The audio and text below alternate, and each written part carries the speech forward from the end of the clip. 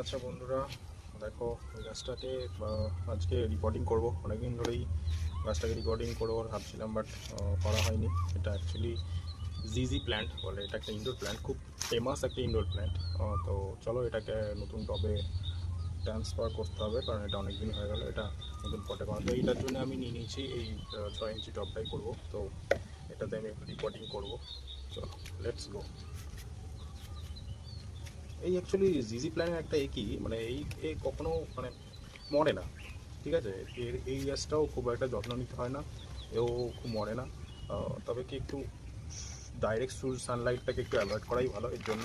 কারণ কি, direct Sunlight পড়লে গাছের পাতাগুলো একটু জ্বলে যায়। সো সেই কারণে ডাইরেক্ট সানলাইট যাতে না পড়ে সেই রকম জিনিসটা দেখতে হবে।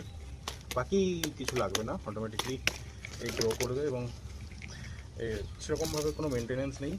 দেখো এর কি সুন্দর রুটসটা বেড়েছে, ঠিক আছে। আমি নিচে এটার বালি দিয়ে বসেছিলাম, সেখানে মাটিগুলো দেখো বালি মাটি, এখানেও মাটি আছে। তো এটাকে বেশি কিছু করব না, জাস্ট এটাকেই এই পটটার মধ্যে রিপোর্টিং করে দেবো। বেশি কিছু করব না, যেমন মিডিয়া ছিল ওই মিডিয়াগুলোই থাকবে, সব মিডিয়াগুলোই।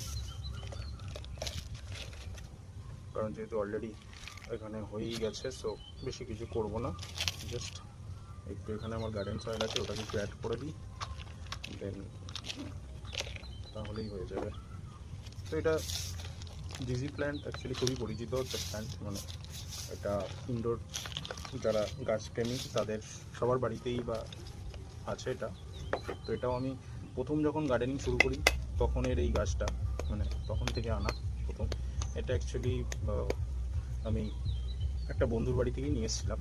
তো তারপরেই এটাকে করা হয়েছে, তারপর থেকে রিপোর্টিং হয়নি, সেভাবে করানো না। আর এই গাছের অ্যাকচুয়ালি কোনো যত্ন লাগে না, এমনি বিনা যত্নতেই এই গাছটা হয়ে যায়। জাস্ট একটু সানলাইটটা অ্যাভয়েড করলেই হবে, ডিরেক্ট সানলাইট যাতে না পড়ে সেটা দেখতে হবে, তাহলেই হবে।